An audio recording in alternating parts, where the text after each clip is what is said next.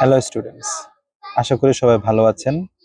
আজকে আমি আরেকটি ভিডিও নিয়ে এসেছি আরেকটি ইউনিভার্সিটির পিএইচডি অপশন নিয়ে। আপনারা সবাই টি-সাইড ইউনিভার্সিটির নাম শুনে থাকবেন, যেটা আসলে ইউকে ইন্টারন্যাশনাল স্টুডেন্ট বা অনশোর স্টুডেন্টদের কাছে ডিবি এর জন্য খুব পপুলার। বাট অনেকে হয়তো এটা জানেন না যে টি-সাইড ইউনিভার্সিটিতে কিছু পিএইচডিও আছে। আমি আজকে টি-সাইড ইউনিভার্সিটি পিএইচডি নিয়ে আলোচনা করব।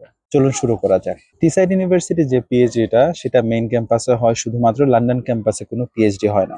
মেইন ক্যাম্পাসটা হচ্ছে মিডলসবরো, যেটা লন্ডন থেকে 260 মাইলস দূরে, এবং ওখানে আপনার যেতে ট্রেইনে অ্যারাউন্ড 3.5 ঘন্টা লাগে, 3.5 আওয়ার্স লাগে। টি-সাইডের যে পিএইচডি আছে সেটার একটি মাত্র ইনটেক, সেটা হচ্ছে সেপ্টেম্বর ইনটেক, এবং টিউশন ফি হচ্ছে £17,000।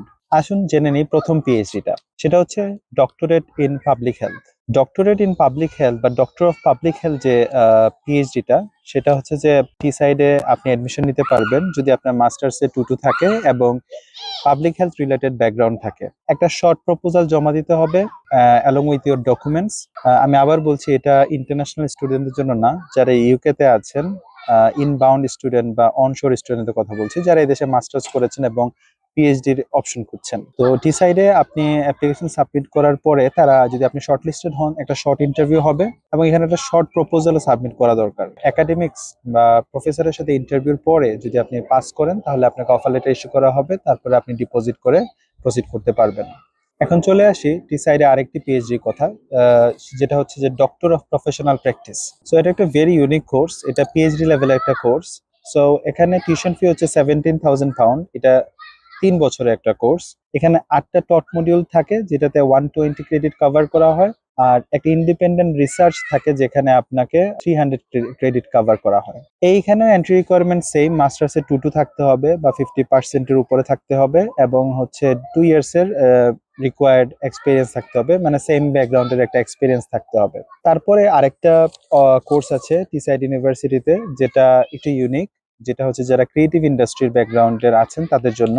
এটা হচ্ছে যে doctor of professional practice, curating and creative practice. Curating and creative প্র্যাকটিসের উপরে একটা ডক্টরেট ডিগ্রি। সো এখানেও টিউশন ফি সেম £17,000, এবং এটা 3 বছরের একটা কোর্স। এটা একটা স্পেশাল রিকোয়ারমেন্ট হচ্ছে যে এটার জন্য মাস্টার্স ব্যাকগ্রাউন্ড হচ্ছে ক্রিয়েটিভ ইন্ডাস্ট্রি থেকে হতে হবে, এবং পোর্টফোলিও লাগতে পারে। অ্যাডমিশন প্রক্রিয়া সেম, আপনার একটা ছোট প্রপোজাল সাবমিট করতে হবে, পোর্টফোলিও সহ সাবমিট করতে হবে। তারপরে যদি আপনি শর্টলিস্টেড হন, আপনি ইন্টারভিউ দেওয়ার পরে অফার লেটার ইস্যু করা হয়। আরেকটি পিএইচডি আছে টি সাইড ইউনিভার্সিটিতে, সেটা হচ্ছে যে ডক্টরেট ইন এডুকেশন। অনেকের এটা একটা হাই ডিমান্ড কোর্স, এবং অনেকের ইচ্ছা থাকে ইউকে তে এডুকেশনে ফার্দার পড়াশোনা করা, কারণ এদেশে এডুকেশন একটা ভালো ক্যারিয়ার আছে।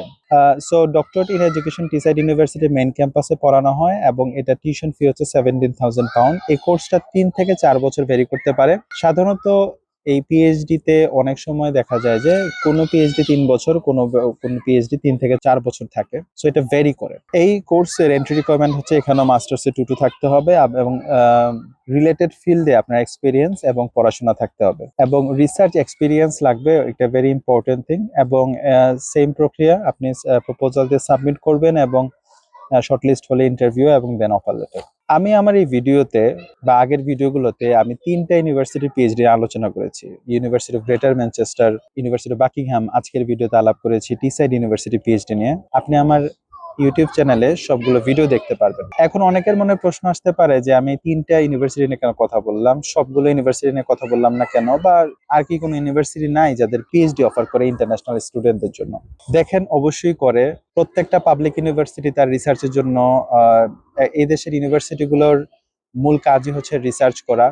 তো অবশ্যই রিসার্চের জন্য ওদের ডক্টরাল কলেজ থাকে, এবং তাদের রিসার্চ ইন্টেন্সিভ থাকে, এবং সব ইউনিভার্সিটিতে আপনি পিএইচডি অ্যাপ্লাই করতে পারবেন। বাট বিষয়টা হচ্ছে যে আপনাকে ওই ক্যাপাবল হতে হবে যে ইউনিভার্সিটিগুলোতে পিএইচডি অ্যাপ্লিকেশন করার জন্য ওদের রিকোয়ারমেন্ট ফিল আপ করতে হবে। এখানে সবচেয়ে বড় বিষয় হচ্ছে যে আপনাকে একটা সুপারভাইজার বের করতে হবে, সুপারভাইজারকে আপনার কনভিন্স করতে হবে, এবং সুপারভাইজার যদি তার টিমে আপনাকে নেয়, তখন আপনি পিএইচডি অফারটা পাবেন।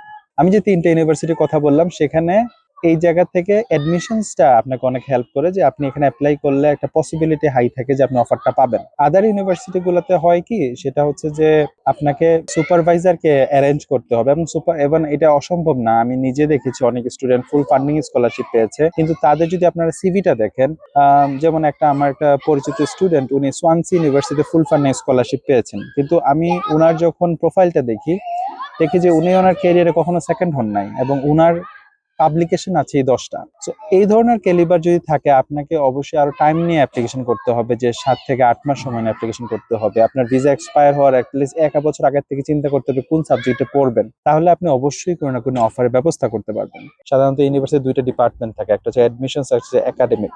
তো অনেক ক্ষেত্রে কিছু ইউনিভার্সিটি আছে পিএইচডি অ্যাডমিশনস এবং একাডেমিক দুটোটা একসাথে কাজ করে, এবং কিছু ইউনিভার্সিটি হচ্ছে একাডেমিক্স এর মানে প্রফেসরের উপর ডিপেন্ড করতেছে সে অফার ইস্যু করবে কি করবে না। তো আমি ওইগুলোর বিষয়ে কথা বলছি যেগুলোতে আসলে পসিবিলিটি হায়ার থাকবে। আপনার যদি প্রপোজাল ভালো থাকে তাহলে আপনি অফার লেটার পেয়ে যেতে পারেন।